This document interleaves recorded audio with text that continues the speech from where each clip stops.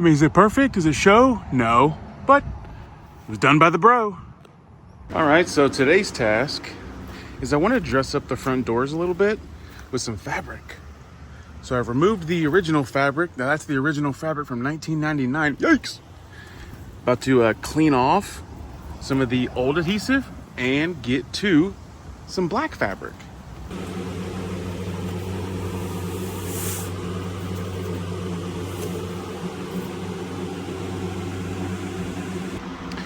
So the task is pretty easy. I removed the originals and I'm going to use them as a template and cut out a new pattern out of the other fabric and then just put a little bit of Super 77 on there, lay it on nice and tuck around the corners.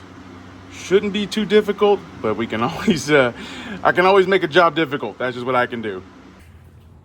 So even though I don't think I've ever done this before, I'm pretty sure I can knock this out. You know, I'm not an upholstery guy, but you know enough common sense about glue and fabric and you can figure it out, right?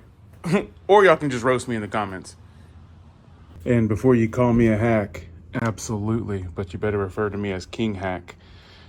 Just wanted to trim the template or trim the area. Now I know exactly what I need to cut. I just used a little bit of spray paint that I had laying around to mark off. It all get tucked around in the corners anyway, so it doesn't have to be precise around the edges. And I just used a razor blade to cut out the door lock switches, and I'm going to use a regular old pair of scissors to trim out the rest.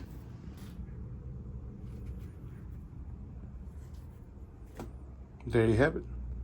What's up, guys? This video was brought to you by Custom Speaker Pods. They do the door pods in the truck that you see in this video, and they make those in-house in South Carolina, made in the United States. Durable, they last forever, easy to install, and you can really turn any door panel into a bitchin' piece that holds some speakers.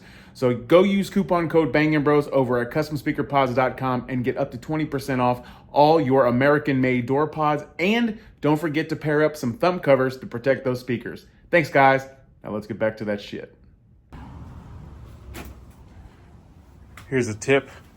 Wait till the paint dries. Now I gotta clean the Python. And I do not have a working tailgate, so makeshift table. Let's put a little bit of Super 77 and get him stuck. And the trick is, I used a little install tool, tuck the excess in the grooves. They got some pretty generous grooves there. And there you have it.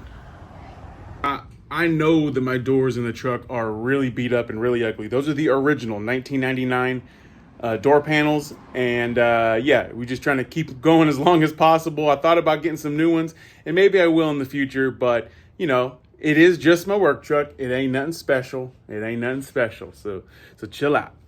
Well, all buttoned up. It was my very first time doing some door upholstery. Let's show you how the other one turned out. I think that one turned out even better. The passenger door is more important anyway, because that's what everyone else sees. I can deal with a little bit of shit, but yeah, real nice. Gotta do a little cleaning on it, but get some of that extra adhesive off. But man, it worked out pretty good. I mean, is it perfect? Is it show? No, but it was done by the bro. So that's it. Wow, that was gonna be a lot harder than that.